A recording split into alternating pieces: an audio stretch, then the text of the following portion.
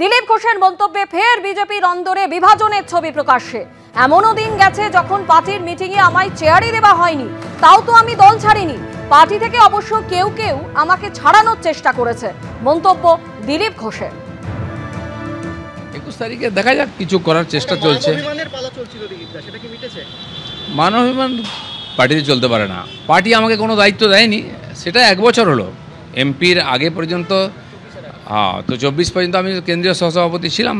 তারপর নির্বাচন হলো, আবার বাংলায় নির্বাচন আসছে, সেই জন্য পার্টি যদি মনে করে আমাকে যা দায়িত্ব আমি সেটা করবো না। একবারই তো ওনার সঙ্গে দেখা করলাম আমি। উনি বলেছেন সবাইকে নিয়ে কাজ করতে হবে, উনি সভাপতি, উনি যেটা ঠিক করবেন সেটা সবাই মেনে নেবে। উনি বলে দিয়েছেন, সেই হিসাবে অনেকে উৎসাহিত হয়েছে পুরনো কর্মীরা। এর আগে থেকে আরও অনেক ঘটনা আছে। পার্টির মিটিং আমাকে চেয়ারই দেওয়া হতো না, আমি তো কাজ করেছি, আমি পার্টি ছেড়ে চলে যাইনি।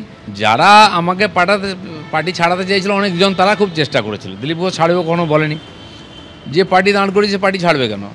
পার্টি ছাড়িয়ে নেওয়ার চেষ্টা করলে তখন লড়বে। দিলীপ ঘোষের মন্তব্য আপনারা শুনলেন, আর এই নিয়ে দেবাংশু ভট্টাচার্য কি বলছেন শোনাবো।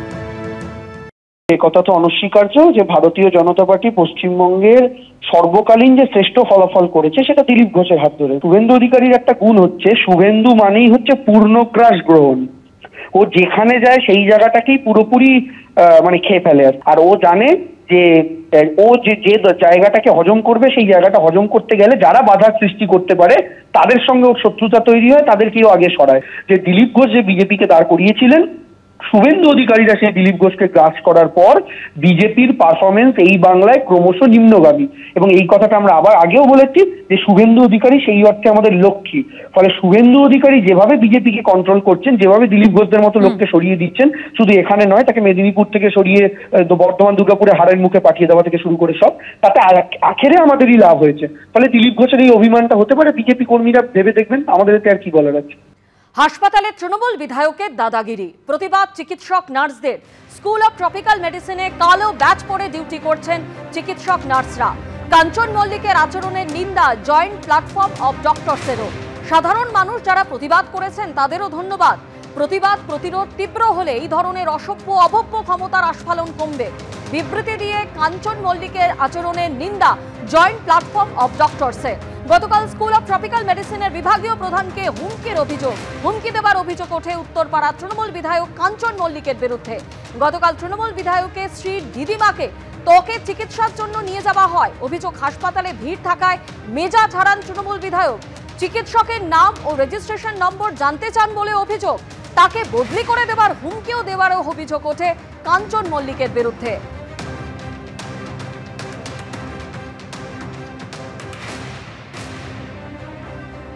আর এই ঘটনার প্রতিবাদেই যেমনটা আপনাদের জানাচ্ছিলাম যে আজকে কালো ব্যাচ পরে ডিউটি করছেন চিকিৎসক ও নার্সরা।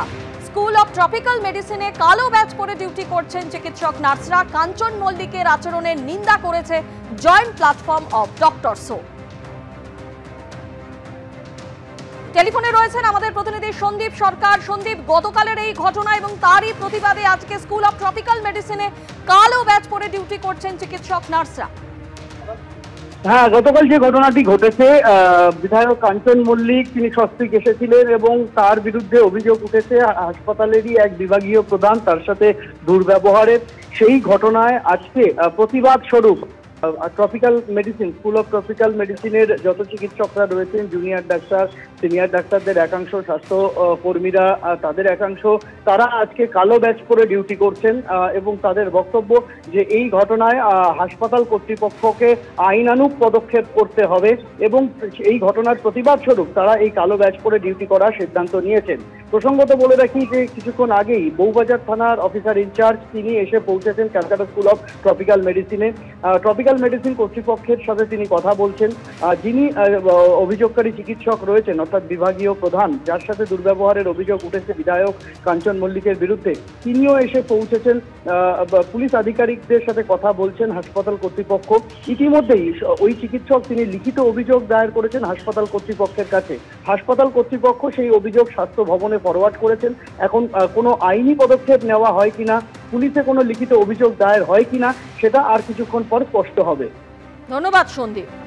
এই ঘটনার প্রতিবাদে স্কুল অফ ট্রপিক্যাল মেডিসিনে আজ চিকিৎসক এবং নার্সরা তারা কালো ব্যাচ পরে ডিউটি করছেন। গতকাল তৃণমূল বিধায়ক কাঞ্চন মল্লিক তিনি বিভাগীয় প্রধানকে হুমকি দেন এমন অভিযোগ ওঠে এবং তারপরে আজকে চিকিৎসক এবং নার্সরা তারা কালো ব্যাচ পরে তাদের ডিউটি করছেন।